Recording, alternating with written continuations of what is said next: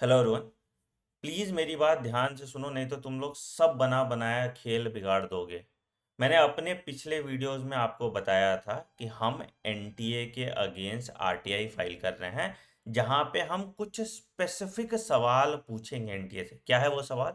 कि भैया मुझे पहले ये बताइए कि आपने जो नॉर्मलाइजेशन किया वो किस बेसिस पे किया, कौन कौन से सेंटर्स पे किया, कितने स्टूडेंट के साथ किया, और हर बच्चे की मेरिट लिस्ट दीजिए कि हर बच्चे को कितने एक्स्ट्रा मार्क्स दिए।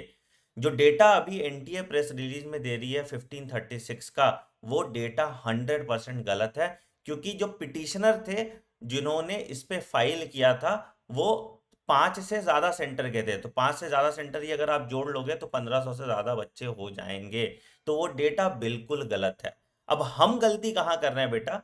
आरटीआई का मतलब क्या? RTI right to information act के द्वारा बनाया गया था, जहां पे आप किसी गवर्निंग बॉडी से सवाल पूछेंगे, उसे उसका जवाब 14 दिन में देना पड़ेगा। बट कुछ महान टीचर्स ने और कुछ महान यूट्यूब इन्फ्लुएंसर्स ने ये किया कि उन्होंने आरटीआई कैंपेन चला दिया मेरे वीडियोस देखने के बाद। और उससे क्या हुआ कि 1 लाख से भी ज्यादा बच्चों ने अब आरटीआई भर दिया, सेम सवाल पूछ रहे हैं। भाई मैंने बोला जब मैंने आरटीआई भर ही दिया है, सवाल का जवाब मेरे पास आ ही जाएगा, तो तुमने ये एक्स्ट्रा मेहनत क्यों की? और इससे नुकसान क्या हुआ अब ये समझो। अब एनटीए को बहाना मिल जाएगा, बोलेगा भाई 1 लाख आरटीआई का जवाब मैं 14 दिन में कैसे दे सकता हूँ।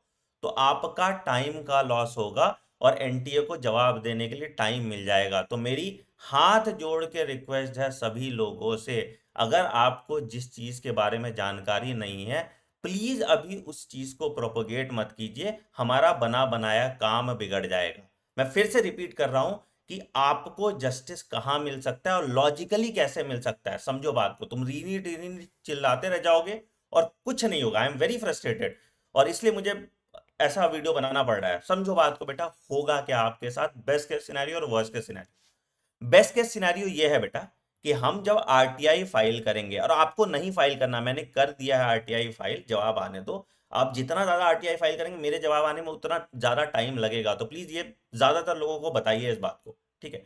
तो जब हम आरटीआई फाइल करेंगे तो उसका आंसर आएगा। आरटीआई में मैंने स्पेसिफिक क्वेश्चन पूछा, आरटीआई इज ऑल अबाउट कि आप क्या सवाल पूछते हो, और उस सवाल के राउंड एनटीए घुमा नहीं सकता। तो मैंने सिंपल डेटा पूछा, भैया कहाँ कहाँ सेंटर पे कितने सेंटर थे जहां पे मिसहैप हुआ, ठीक है? कितने स्टूडेंट्स को मिला, जो डेटा एनटीए ने चिपकाया है, ठीक है? और इनका मेरिट लिस्ट, कि भाई इनिशियली इनको ओएमआर पे कितने नंबर आ रहे थे, और आपने जब नॉर्मलाइजेशन दिया तो कितने ग्रेस मार्क दिया, ठीक है? 100% यहाँ पे फ्रॉड हुआ है। फ्रॉड मतलब जानबूझ के एनटीए ने नहीं किया होगा, बट जितनी अकल है उसी हिसाब से इन्होंने यहाँ पे फ्रॉड कर दिया, ठीक है? तो ये 100% यहाँ पे फ्रॉड हुआ है, और इसके बेसिस पे हमको फटाक से मिल जाएगा कोर्ट से परमिशन कि री इवेल्युएट हो पेपर। तो एटलीस्ट कम से कम आपको यहां पे कुछ शांति जरूर मिल जाएगी कि थोड़ा कट ऑफ कम हो जाएगा, ठीक है? अब रही बात पेपर लीक की और रीनीट की, समझो बात को इस पे कि एक्चुअल प्रोसीजर में क्या हो सकता है। समझो, मान लिया मैंने कि पेपर लीक हुआ है, ये भी मानता हूं हुआ है, ठीक है? क्या ये एक दिन में प्रूव हो जाएगा कि पेपर लीक हुआ है? क्या प्रोसेस होगा? सीबीआई इंक्वायरी होगी। सीबीआई इंक्वायरी कौन आदेश करेगा? या तो भारत सरकार करेगा या सुप्रीम कोर्ट करेगा। तो जब ये प्रोसेस हो रहा होगा सीबीआई इंक्वायरी कराने तक, तो आपके 2 मंथ निकल गए होंगे, ठीक है? उसके बाद सीबीआई इंक्वायरी करेगी, कम से कम 6 महीने सीबीआई इंक्वायरी करेगी, कम से कम, बहुत फास्ट जवाब भी देती है। तो 6 महीने निकल गए, तब तक तो भाई रिजल्ट आ गया, तब तक तो काउंसलिंग हो गई, ये बैच निकल गया, क्या कर लोगे तुम? समझ रहे हो मेरी बात? तो पेपर लीक लीक चिल्लाने से कोई फायदा नहीं होगा, हमें रिजल्ट ओरिएंटेड सॉल्यूशन पे बात करना होगा, ठीक है? दूसरी बात करते हैं रीनीट की।